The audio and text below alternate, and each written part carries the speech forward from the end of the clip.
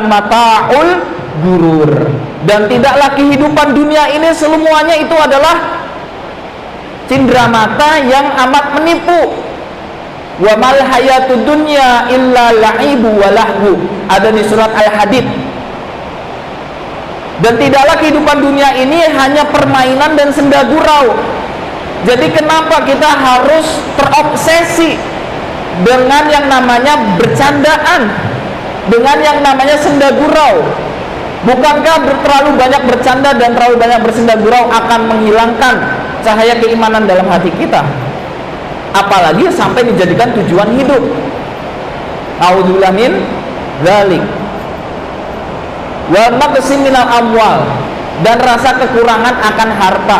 Sekali lagi ya, ini bukan hanya masalah kenapa sih Allah itu menggarisbawahi yang namanya harta itu khusus sebagai salah satu bahan ujiannya.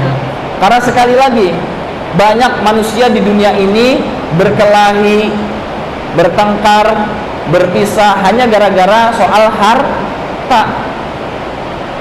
Contohnya siapa? Nabi Ayub alaihissalam, ketika Allah uji dengan penyakitnya, sebelum penyakitnya datang itu Nabi Ayub sudah diuji dengan anak-anaknya banyak yang wafat, kemudian istananya hancur, ternak-ternaknya pada mati, perkebunannya pada mengering, kemudian Allah berikan penyakit, sampai akhirnya apa? Istrinya yang membersamai dia, yang sudah berjanji untuk bersama dia susah dan senang, meninggalkan dia, sampai akhirnya hidup sebatang kara. Nabi Ayub ujiannya seperti itu. Tapi apa yang kemudian Allah berikan? Kalau orang itu bisa bersabar, maka kemudian Allah akan gantikan dengan hal yang lebih baik lagi. Jadi ketika orang itu diuji sesaat, Allah akan berikan hadiah yang lebih besar lagi. Bu, Allah itu memberikan nikmat kepada kita lebih banyak gak daripada musibah kepada kita? Lebih banyak. Setuju? Maka dari itu jangan kita sedih, apalagi sampai nyalahin Allah kalau kita diuji dengan kekurangan. Jangan sampai kita seperti digambarkan dalam surat Al-Fajr.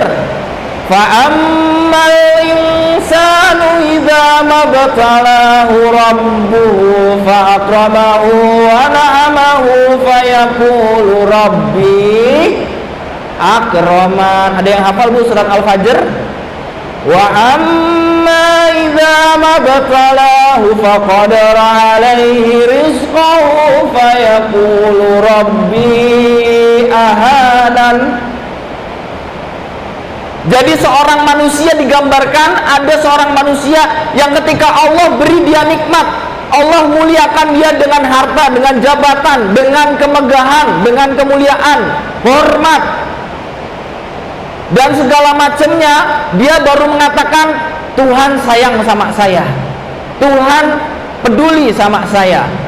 Tapi ketika Allah balik uji dia dengan rasa yang tiga tadi ya, takut, lapar, kekurangan harta, kekurangan nafas, maksudnya di sini adalah kehilangan orang-orang yang ia cintai.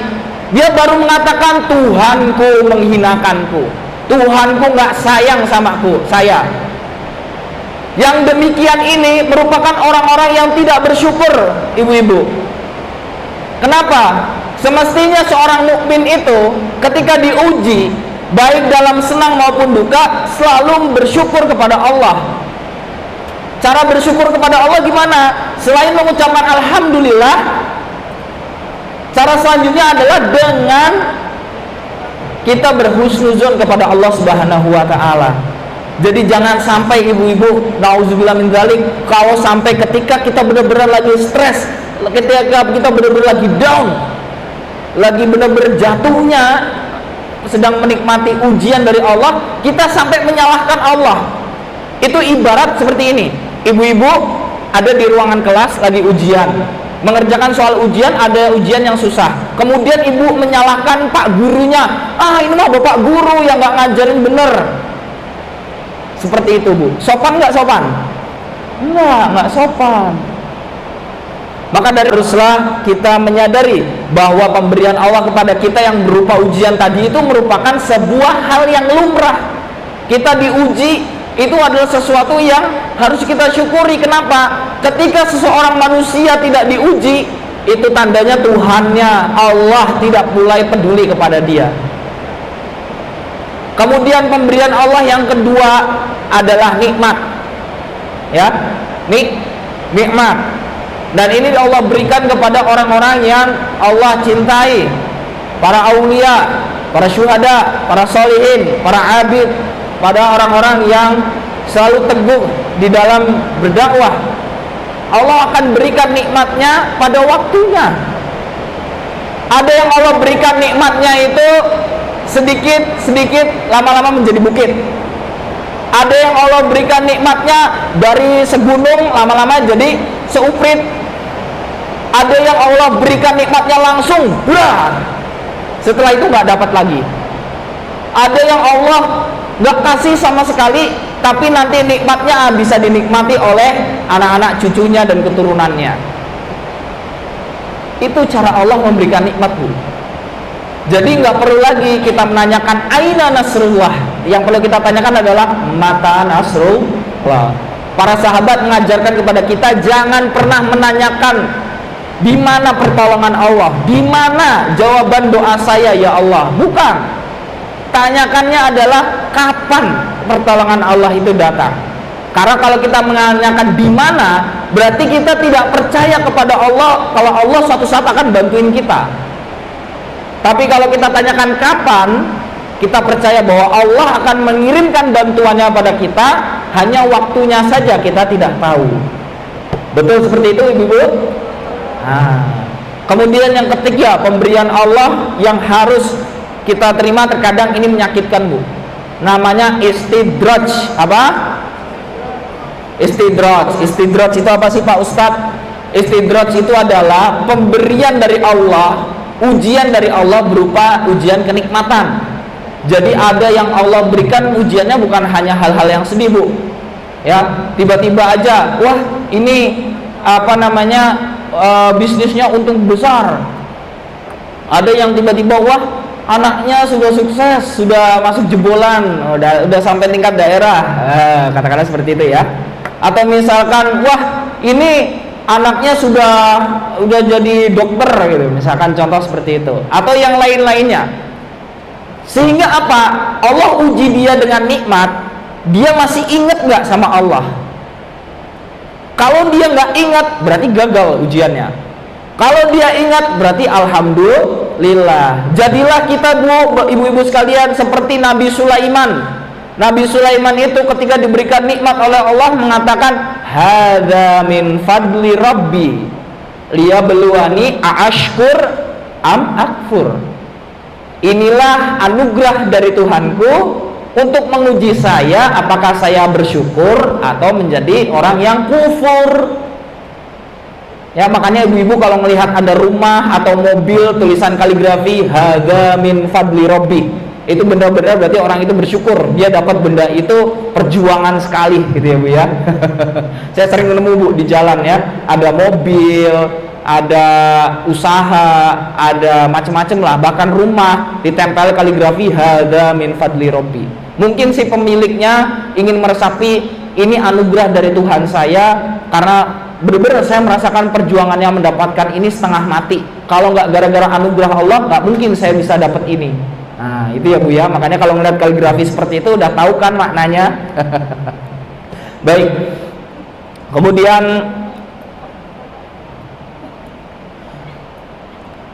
bahwa kalau kita beriman dan kita minta supaya Allah tidak diuji, maka keimanan kita itu akan menjadi sebuah kesia-siaan. Karena kenapa? Allah sendiri sudah mengatakannya dalam surat Al-Ankabut ayat 2. Ahasiban nasu ayyutraku ayyaqulu amanna wa hum la yuftanun. Apakah para manusia itu mengira kami membiarkan mereka saja hanya dengan mengucapkan oh ya saya beriman, sedangkan kami tidak mengujinya? Jadi ujian Allah itu benar-benar ada, Bu. Maka dari itu bagaimana cara kita menghadapi ujian dari Allah serta musibahnya yang kepada Allah. Karena suudzon kepada Allah itu artinya kita mengingkari rukun iman yang pertama. Ya, rukun iman yang pertama itu bukan hanya berarti mengakui Allah itu ada, tapi Allah itu sebagai pengatur, Allah itu sebagai pelindung, Allah itu sebagai penyayang. Kalau kita udah suudzon sama Allah, walau alam bisawab, jangan sampai nanti Allah tidak peduli dengan kita. Jangan sampai, Bu, kita dimasukkan oleh Allah dalam golongan orang-orang yang tidak akan pernah dilihat oleh Allah ketika di hari akhir nanti. Karena apa? Kesombongan mereka. Salah satu orangnya siapa? Qarun. Siapa, Bu? Qarun, ya, itu salah satu umat Nabi Musa, dulunya miskin.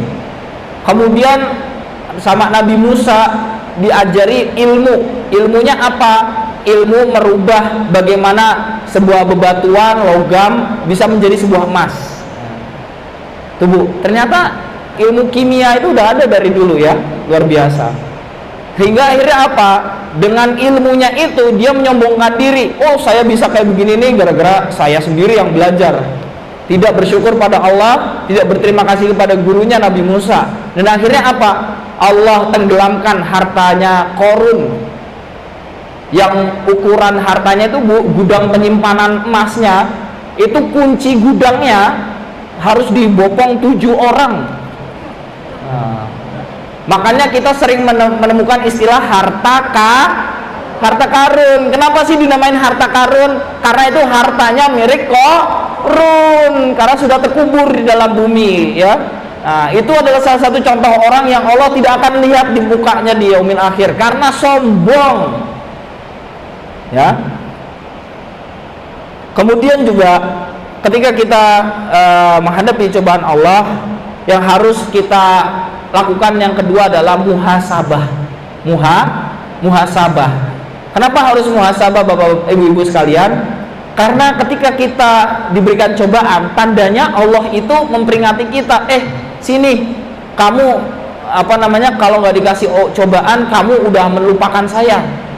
Makanya ketika Bapak Ibu sekalian dikasih ujian sakit, kita langsung rajin tuh namanya zikir, kita langsung rajin tuh namanya istighfar, kita langsung pengen ada rasa buka Al-Quran, ya. Nah, itu menunjukkan apa? Ketika seseorang ditimpa musibah, dia bermuhasabah, kemudian dia ingat kepada Allah. Jadi ketika kita diberikan cobaan, Bu, bisa jadi karena Allah merasa bahwa diri kita ini sudah terlalu jauh dari Allah. Makanya Allah mendekatkan kita lagi. Caranya gimana? Diberikan musibah.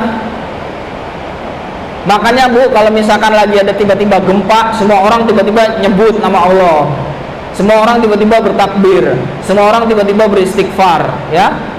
Itu cuma gempa kecil, Bu. Bagaimana kalau seandainya hari itu kiamat? Sedangkan kita tahu bahwa ketika matahari terbit dari barat, tidak ada taubat yang diterima lagi. Bahkan dikatakan kedahsyatan hari kiamat itu ketika seorang ibu melahirkan dan tahu hari itu kiamat, dia tidak akan merasakan sakitnya melahirkan.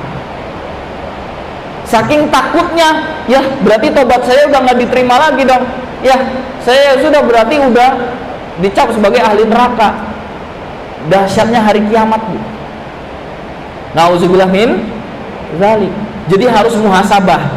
Jangan langsung ketika ada cobaan ibu-ibu dibawa stres, dibawa down. Enggak, muhasabah dulu. Pertama, apakah saya selama ini melupakan Allah ketika diberikan nikmat?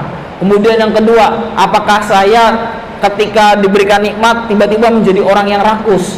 Kemudian yang selanjutnya adalah apakah mungkin cobaan ini juga sebagai momentum untuk Allah meningkatkan standar kita dari hamba yang biasa menjadi hamba yang beriman, nggak naik kelas. Itu, Bu. Kemudian dengan muhasabah. Dan yang ketiga, seandainya kita menjadi orang yang diberikan musibah, harus ikhlas. Ini kalau misalkan kita jadi orang yang dapat musibah, ya, Bu, ya, harus ikhlas. Ikhlas itu berat. Seberat kita menemukan kata ikhlas di surat Al-Ikhlas. Nah, coba ibu-ibu dibaca dalam hati masing-masing. Cari satu kata ikhlas di surat Al-Ikhlas. Qul huwallahu ahad, Allahu ahad, lam yalid wa lam yulad wa lam yakul lahu kufuwan ahad. Ada nggak kata ikhlas? Itu Bu, ikhlas itu. Jadi ikhlas itu bukan dengan perkataan, oh ya saya ikhlas diberikan ujian kayak gini, tapi dalam hatinya, aduh ya Allah, kenapa harus begini gitu. Tidak. Maka dikatakan bahwa ikhlas itu adalah af'alul qulub, pekerjaannya hati. Ya. Barangkali kalau misalkan kita ingin ikhlas, caranya adalah mulai dari membiasakan bersyukur. Ketika kita sudah biasa syukur, kita sebuah pelajaran. Rasulullah bersabda, kafa bi mauti wa'idun. Kafa bil mauti wa'idun. Cukuplah kematian itu sebagai pemberi nasihat. Kenapa? Karena ketika ada kematian, kita tiba-tiba keinget sama diri kita. Kita tiba-tiba keinget sama orang-orang yang kita sayangi. Kalau misalkan kita sudah tidak ada, bagaimana nasib mereka? Kita tiba-tiba kepikir, ya Allah bagaimana nanti aku dikubur. Kita tiba-tiba terpikir, ya Allah bagaimana nanti kalau misalkan amal jariah saya kurang. Bagaimana nanti kalau ternyata yang menjumpai saya malaikat munkar dan nakir ternyata dalam bermuka yang masam karena melihat saya yang penuh dosa ini. Menjadikan apa tadi Bu? Pertama menjadikan sebagai nasihat. Kemudian apa yang harus kita lakukan sembari kita mengambil itu sebagai sebuah hikmah, sebagai sebuah nasihat, adalah kita harus membersamai orang yang kena musibah. Orang yang kena musibah seperti ditinggal wafat, diberikan cobaan, ataupun bahkan ditimpa sakit, itu akan merasa kesendirian yang amat sangat Bu. Akan merasakan rasa ditinggal sekali, betul. Makanya kita yang masih diberikan rezeki, kita yang belum kebagian ujiannya, kita semangati dia, kita takziah, kita kunjungi dia, kita berikan apa yang dia perlu. Kalau perlu kita dampingi sampai 40 hari supaya menstabilkan emosional dia. Seperti itu Bu. Ya. Ingat, hakul muslim alal muslim sittun. Hak seorang muslim terhadap muslim yang lain itu ada 6. Yang pertama, kalau bertemu kasih salam. Idza laqitahu fasallim alaih. Kemudian yang kedua, jika meminta nasihat maka berilah nasihat. Yang ketiga, apabila mengundang maka jawablah undangan tersebut. Ya, makanya kalau diundang ada nikahan, akikah, atau walimatu safar, itu jangan akhirnya oh ya udah bisa entar lah, atau enggak saya nitip, enggak. Datang sebisa kita. Kalau enggak bisa